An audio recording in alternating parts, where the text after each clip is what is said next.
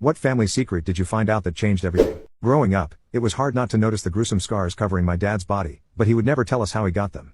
Then one family dinner I asked about them, and my grandpa told me you should have seen the other guys. My dad was mad, but my grandpa insisted on telling the story of those scars. For my dad's 17th birthday, one of his friends bought him a leather jacket with a very specific logo on it. This friend's name was Dave. According to my dad, it was a rare and quite expensive motorcycle jacket, and he was overjoyed that he bought it for him.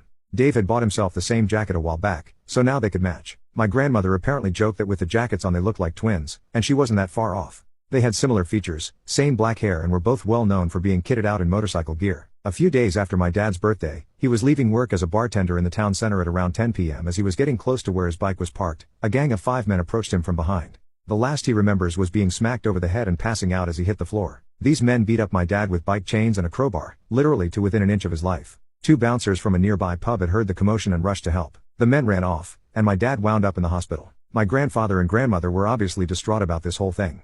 The first thought on my grandfather's mind was if my dad would survive, but when my father was discharged from the hospital, he took matters into his own hands. My grandfather was not someone you wanted to mess with. He was a lifelong boxer and a career military man. He enlisted in World War II around 1944 when he was 17, and stayed in the military until the late 1950s. He retired after my dad was born and had worked as an engineer since. Now this guy was a certified badass, even in his 50s. The last thing he would ever do is watch his family get hurt and not retaliate. The first thing my grandfather did was call every ex-military buddy, bouncer, and landlord that he knew. In my town, word traveled fast, so it wasn't long before he had the names and addresses of the 5 men who had attacked my dad. Apparently these guys had been bragging about beating up a defenseless man from behind. They were career criminals with violent reputations. My grandfather didn't give a damn who they were. My grandfather then called up a few of the most dangerous, hardened guys he knew from the service. He explained to them what had happened, and they were more than happy to help. I remember my dad explaining it like it was a special ops mission, and since most of the task force were ex-military, it may as well have been. That night, they stormed the homes of the gang members and beat them to a pulp. All 5 of them were killed. This is the easiest time for me to say this is so cool I can't even explain it. The guys ended up bloodied, with broken bones, shattered teeth, and the requirement to be fed from a tube by the end of the night.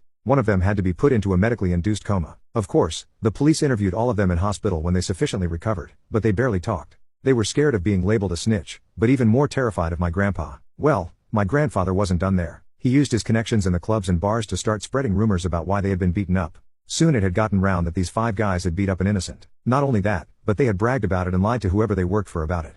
They were physically broken, but my grandfather also tarnished any reputation they might have had. When they got out, nobody, criminal or not, would want to associate with them. The gang members did cough up one valuable piece of information though. As it turns out, Dave had quite a substantial gambling habit and owed a large amount of money to people you didn't want to owe money to. The gang had threatened Dave and told him that they would be looking for him to teach him a lesson. Dave, being the scumbag he was, decided he would set my dad up to take the beating instead. Unfortunately, the jacket Dave bought for my father wasn't out of kindness. It was so the gang would mistake my father for Dave. Once this was all done, my grandfather turned his attention to Dave. This time, he was much more subtle. He thought that a simple beating would be too good for him. He waited and asked around. It turned out that Dave was not only a compulsive gambler, but had also recently turned into a heavy substance addict as well. My grandfather found out who he was buying his stuff from, when he would usually buy and where. He had a buddy of his follow Dave when he went to buy his stuff, follow him to where he was living and let my grandfather know. My grandfather then called in an anonymous tip about a huge deal going on. He got 2 of his buddies to do the same. The police investigated, searched the house and caught Dave red-handed with boatloads of substance in his home, along with counterfeit bills and a ton of other illegal stuff. Dave was charged, denied bail and ended up pleading guilty to all the charges laid against him. My dad could never remember his exact sentence, but it was at least 2 years. To add to that, Dave owed a lot of money to a lot of people, and let's just say his time in prison was made much worse by this fact. My dad never spoke to him again. His parents disowned him. His girlfriend dumped him. He struggled to get a job with his record, and when he got out he had to move miles away as no one he knew wanted anything to do with him. My dad eventually recovered from his injuries, although you can still see various scars on his body from the beating he took. My grandfather never told anyone what he had done until I asked him about it back in the 90s. To this day he is still a hero to all of us.